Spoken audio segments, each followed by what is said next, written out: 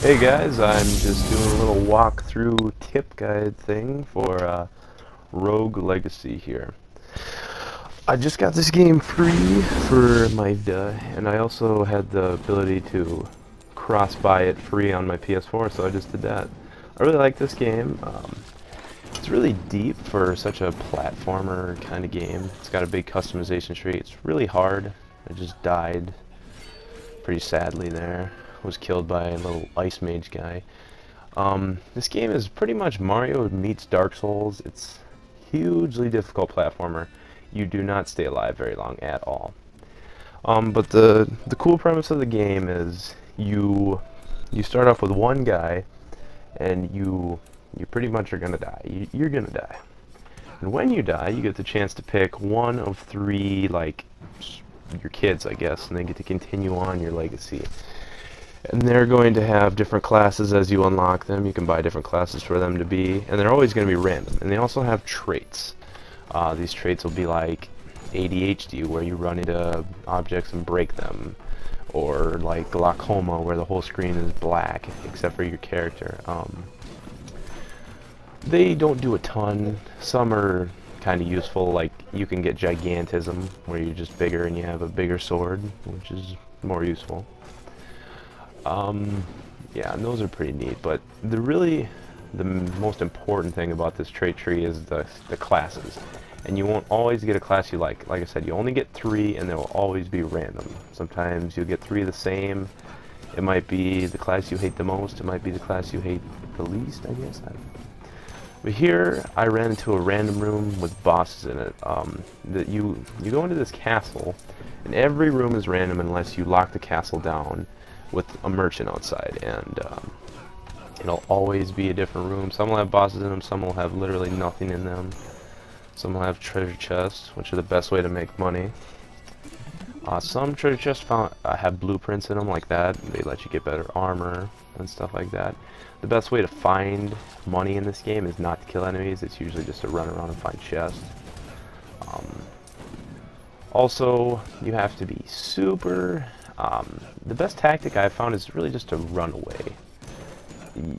You might find an enemy and be like, oh, I can kill him, he's just a floating eyeball, but if you can't one-shot him, or if he keeps taking away your health, you might as well just run away. I mean, it's not worth dying. I guess it really doesn't matter in this game, honestly. You can die an infinite amount of times without like any repercussion, really. But dodging is like the most important part of this game. You have to be able to move around and not get hit, because you don't ever have a lot of health on you at one time. And yeah, you just have to keep moving. There's a lot of spikes in this game. There's a lot of traps. Like I said, there's a lot of chests, but there's also mimics, like in Dark Souls. Unlike Dark Souls, though, this game doesn't make me cry when I run into a mimic chest. In Dark Souls, it kills you instantly. In this game, you just kind of are sad that you didn't get any gold. But, you know, sometimes that happens in life. Sometimes you don't get the gold. Anyways, this is a different area I ran into. It's a forest. It's harder than the area I was just in, but it's the easier of the 4 areas. There's 4 of them. There's the forest, there's this castle. If you go to the right, you go to the forest. If you go up, you go to the Maya. And if you go down, you go into this little darkness pit. And you just got to check your map always, like I just did, just to see where you are. A lot of the rooms may seem like they're going in a direction, but they won't lead anywhere. Not all rooms are connected up, down, and right, so sometimes you gotta do a little walk around. There's these little journal entries scattered throughout. They don't really do anything. They're just kind of the lore behind the game. There's another guy in the castle writing them. He's just talking about the phenomena, you know, the always changing castle and the increasing difficulty of enemies and stuff like that. Not the most interesting, honestly, but whatever. I mean, at least it has a little bit of a backstory, right? They tried. I give them a C for effort, I guess, because there's really not a lot of them. They're not very good, but at least they tried. Alright, so these teleporters are a reason you would lock the castle down, so you can go from area to area. And every time you see a teleporter randomly, it's usually a good sign you're going to go into a different area, like the Maya. Now, this place is really hard, and I don't really quite have the experience or the equipment to run around up here yet. I mean, but I've got nowhere else to go, so I might as well just come up here and keep dying, right? Yeah, good idea. A lot of these enemies I can't hit and kill in one shot, so they're just that much harder than you usually get shot off at me. And the most irritating thing is all the bullets enemies shoot in every direction. They always get you. Like in this, they're basically undodgeable. You have to have some serious juke power to get away from them. Ah, there's a chest in this area. Should I go get it? Oh, oh. Oh, there's spikes all over the floor, and there's these little puke plants. Whatever. Risk it. Risk it. Oh, I got the money. Not a ton of money, I guess. I'm gonna die here. Oh my god. So many spikes. But I want the money. Money, money, money, money. It's all about the money in this game. I mean, one thing to remember though, once you get far enough in the game, things are gonna cost more money. And once you die and go back to the castle, there's gonna be a little turd sitting in front of the gate who will take, at first he takes all of your money, and then you can pay $1,000 for him to only take 90% of your money. Then you can pay $2,000 to have him take only 80% of your money. So it's so worth it to try to get as much money as possible, because you're gonna spend it or just give it to that loser who stands in front of the gate, takes all your money. Oh boy, is it risky? Yep, done so. As unimpactful as dying is, it still makes me angry. Ugh, I don't know. See, these are a few good traits. This guy's a Hokage, little reference to Naruto there. He has a special ability where he can throw a log and like you teleport in a different area. I don't know. Unless you watch Naruto, you won't really get that. So now this skill tree started way down at the bottom, and you just keep expanding it and buying it. At this point, everything costs at about 1,000, and I just buy a new class quick. I don't know. I might as well just buy. I'm not going to use him probably, but we'll just buy everything, right? Because I need everything. Oh, there's a ton of depth. There's health, damage. See, now I picked this guy, and his trait is like farsighted or something, so like you can't see around yourself. It doesn't really impact you. It just kind of bothers me because, ugh, I don't know. Small things like that bother me. All right. Really, right now, what I'm trying to do is kill that third boss. You see those two right there? I lit up. Just trying to light up all three of those to be blue in that golden door. And then I'd imagine, fight a big bad boss.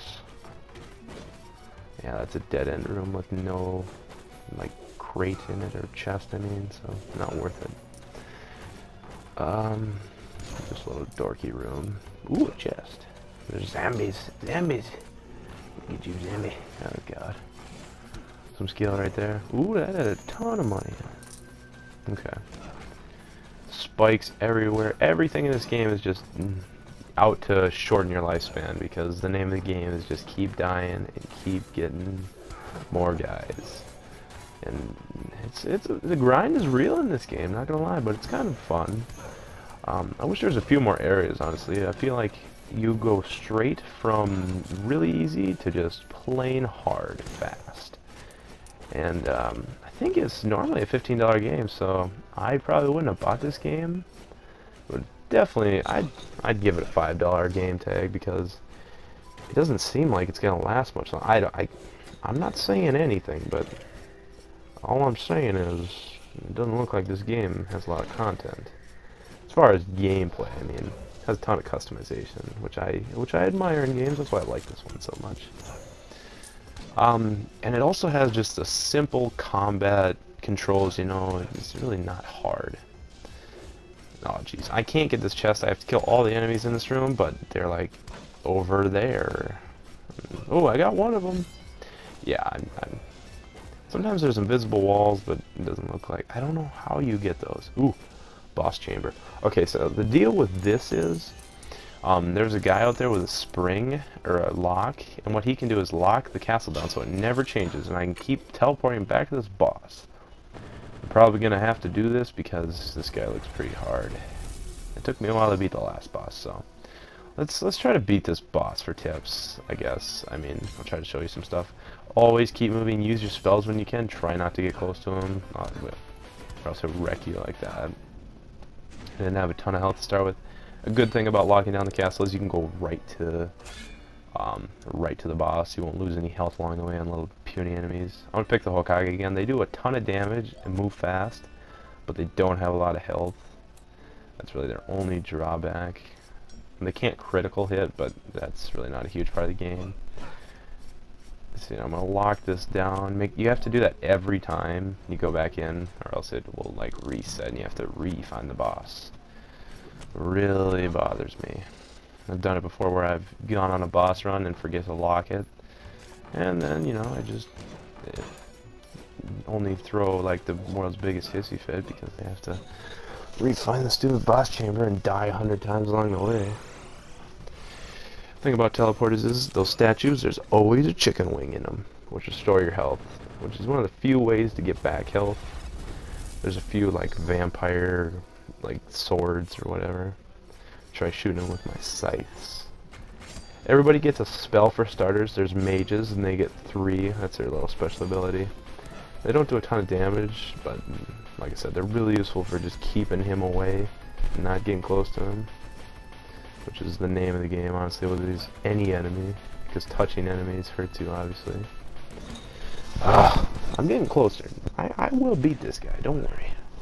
I just gotta get my jukes in order here. I gotta get the, oh, here we go. Huge guy, Barbarian King, a lot of health. Suits my playstyle well. He can get hit a lot and not die. And I get hit a lot, so good combo, honestly. He's also giant. He's got a bigger sword, more reach. That's probably the most helpful trait. I don't know. Dwarfism is kind of helpful because there's some areas you couldn't normally fit into. But if I go into those areas, I'm never a dwarf because that's just my luck. But anywho, let's try this again. Let's see. I've got a dagger spell. A little bit of mana. I don't know. I'm gonna just try to tank him here. Oh, this guy is so slow. He's so slow and big. Oh god. Oh god. Oh no. I'm not hitting him with those daggers. Okay. That little charge. It's hard to get away when you're so slow. I'm probably gonna keep picking a Hokage if I get a chance. That's why a triple jump's helpful. If I was smart, I would just keep jumping up, because I have really the ability to just jump around him, or jump into him, I guess, if I want to do that. Quit touching him! Oh my god. Okay. Oh, nice. Oh god. This little fireball. Okay. Alright. No, I'm not gonna cry. I'm not gonna cry this time. Okay. Let's go.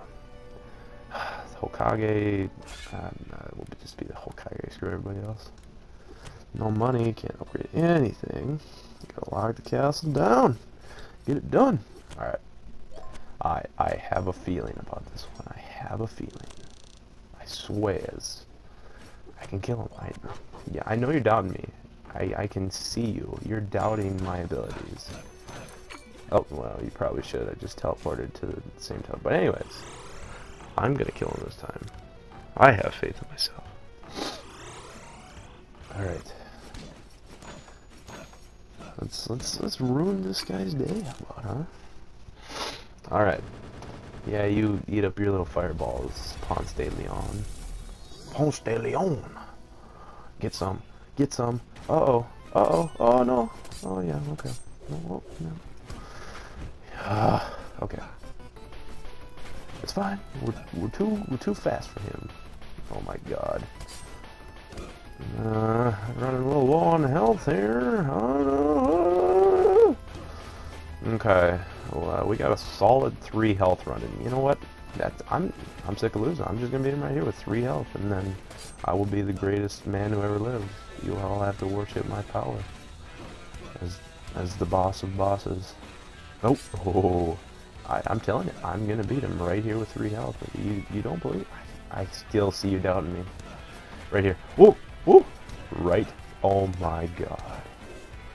Now that is how to be a mega boss. Yep, I am the best. The tip of the day is to try to be like me, because I am that awesome. A few stat increases there. Alright, now that was some good playing. See, now on that door I've got one more boss left.